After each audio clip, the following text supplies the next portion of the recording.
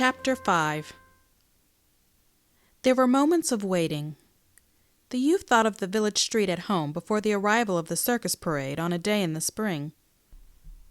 He remembered how he had stood, a small thrillful boy, prepared to follow the dingy lady upon the white horse, or the band in its faded chariot. He saw the yellow road, the lines of expectant people in the sober houses. He particularly remembered an old fellow who used to sit upon a cracker box in front of the store and feign to despise such expositions. 1,000 details of color and form surged in his mind. The old yellow fellow upon the cracker box appeared in middle prominence. Someone cried, "Here they come!" They were rustling and muttering among the men. They displayed a feverish desire to have every possible cartridge ready to their hands. The boxes were pulled around into various positions and adjusted with great care. It was as if 700 new bonnets were being tried on. The tall soldier, having prepared his rifle, produced a red handkerchief of some kind. He was engaged in knitting it about his throat with exquisite attention to its position when the cry was repeated up and down the line in a muffled roar of sound. "Here they come! Here they come!" Gun locks clicked. Across the smoke-infested fields came a brown swarm of running men who were giving shrill yells. They came on, stooping and swinging their rifles at all angles. A flag, tilted forward, sped near the front. As he caught sight of them, the youth was momentarily startled by the thought that perhaps his gun was not loaded.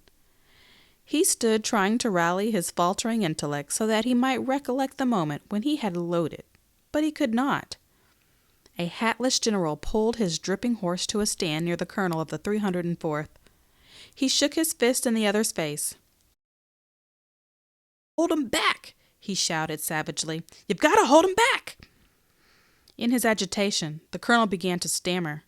"All right, General, all right. By God, we'll do our best, General." The general made a passionate gesture and galloped away. The colonel, perchance to relieve his feelings, began to scold like a wet parrot. The youth, turning swiftly to make sure that the rear was unmolested, saw the commander regarding his men in a highly resentful manner, as if he regretted above everything his association with them. The man at the youth's elbow was mumbling, as if to himself, "Oh, we're in for it now. Oh, we're in for it now." The captain of the company had been pacing excitedly to and fro in the rear. He coaxed, in schoolmistress fashion, as to a congregation of boys with primers. His talk was an endless repetition. "Reserve your fire, boys. Don't shoot till I tell you. Save your fire. Wait till they get close up. Don't be damned fools." Perspiration streamed down the youth's face, which was soiled like that of a weeping urchin. He frequently, with a nervous movement, wiped his eyes with his coat sleeve. His mouth was still a little ways open. He got to the one glance at the foe swarming field in front of him and instantly ceased to debate the question of his piece being loaded. Before he was ready to begin, before he had announced to himself that he was about to fight, he threw the obedient, well-balanced rifle into position and fired a first wild shot. Directly, he was working at his weapon like an automatic affair. He suddenly lost concern for himself and forgot to look at a menacing fate. He became a man, not a member. He felt that something of which he was a part, a regiment, an army, a cause, or a country, was in crisis. He was welded into a common personality, which was dominated by a single desire. For some moments he could not flee, no more than a little finger can commit a revolution from a hand.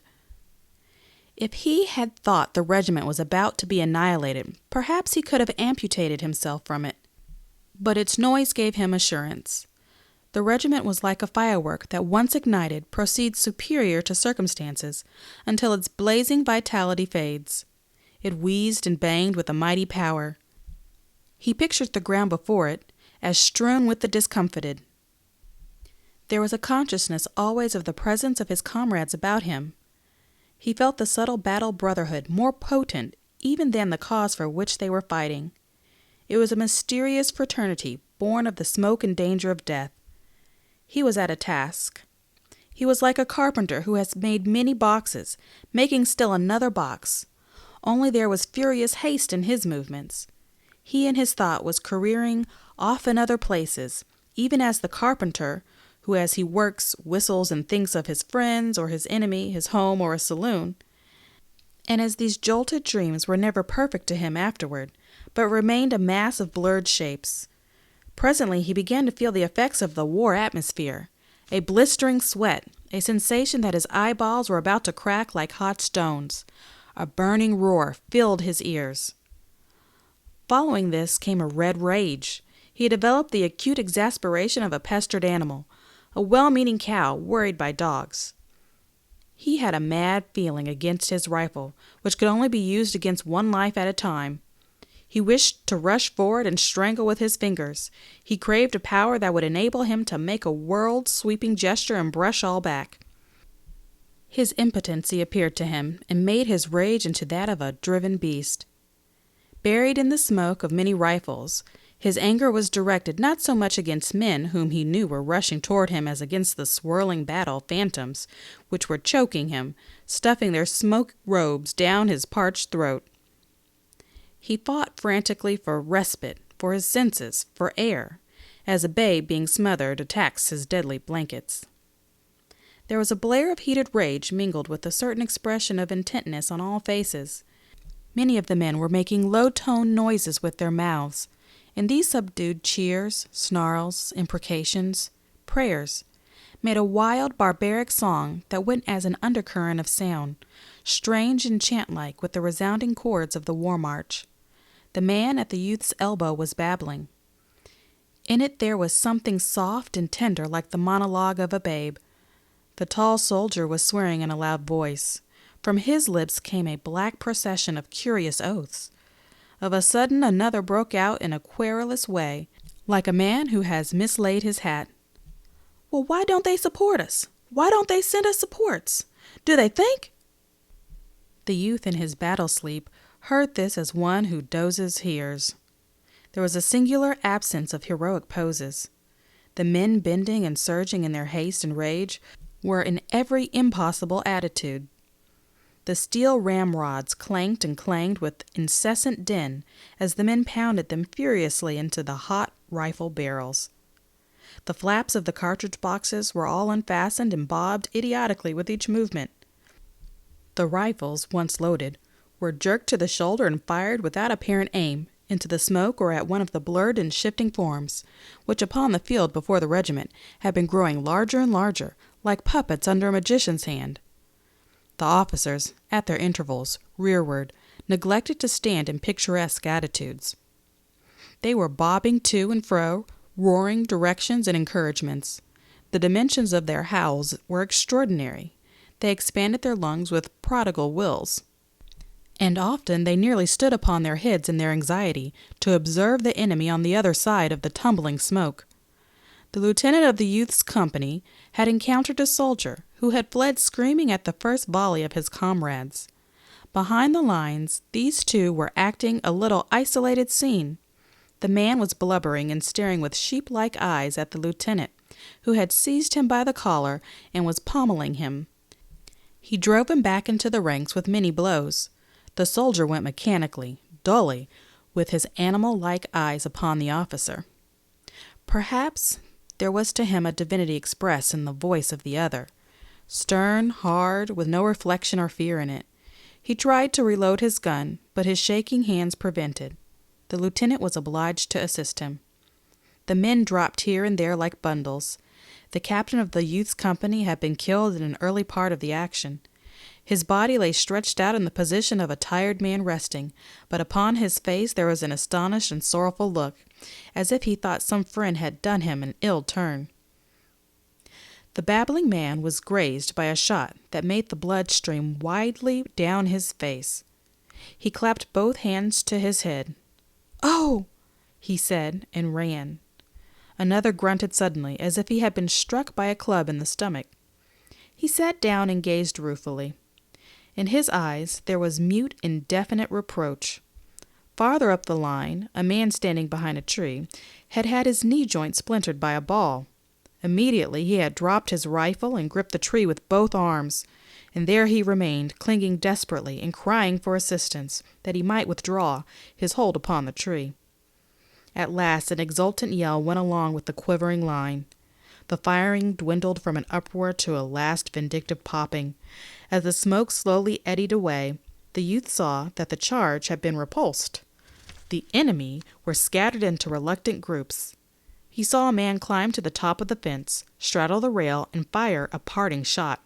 The waves had receded, leaving bits of dark debris upon the ground. Some in the regiment began to whoop frenziedly. Many were silent. Apparently they were trying to contemplate themselves. After the fever had left his veins, the youth thought that at last he was going to suffocate. He became aware of the foul atmospheres in which he had been struggling. He was grimy and dripping like a laborer in a foundry. He grasped his canteen and took a long swallow of the warmed water. A sentence with variations went up and down the line. "Well, we've helt 'em back, we've helt 'em back. Durned if we haven't." The men said it blissfully, leering at each other with dirty smiles. The youth turned to look behind him, and off to the right and off to the left. He experienced the joy of a man who at last finds leisure in which to look about him. Underfoot, there were a few ghastly forms, motionless. They lay twisted in fantastic contortions. Arms were bent and heads were turned in incredible ways. It seemed that the dead men must have fallen from some great height to get into such positions. They looked to be dumped out upon the ground from the sky. From a position in the rear of the grove, a battery was throwing shells over it. The flash of the guns startled the youth at first. He thought they were aimed directly at him. Through the trees he watched the black figures of the gunners as they worked swiftly and intently. Their labor seemed a complicated thing. He wondered how they could remember its formula in the midst of confusion. The guns squatted in a row like savage chiefs. They argued with abrupt violence. It was a grim powwow. Their busy servants ran hither and thither. A small procession of wounded men were going drearily toward the rear. It was a flow of blood from the torn body of the brigade. To the right and to the left were the dark lines of other troops. Far in front he thought he could see lighter masses protruding in points from the forest. They were suggestive of unnumbered thousands. Once he saw a tiny battery go dashing along the line of the horizon. The tiny riders were beating the tiny horses. From a sloping hill came the sound of cheerings and clashes. Smoke welled slowly through the leaves. Batteries were speaking with thunderous oratorical effort. Here and there were flags, the red and the stripes dominating. They splashed bits of warm color upon the dark lines of troops. The youth felt the old thrill at the sight of the emblem. They were like beautiful birds, strangely undaunted in a storm. As he listened to the din from the hillside, to a deep pulsating thunder that came from afar to the left, and to the lesser clamors which came from many directions, it occurred to him that they were fighting too, over there, and over there, and over there. Heretofore, he had supposed that all the battle was directly under his nose. As he gazed around him, the youth felt a flash of astonishment at the blue, pure sky and the sun gleamings on the trees and fields. It was surprising that nature had gone tranquilly on with her golden process in the midst of so much devilment.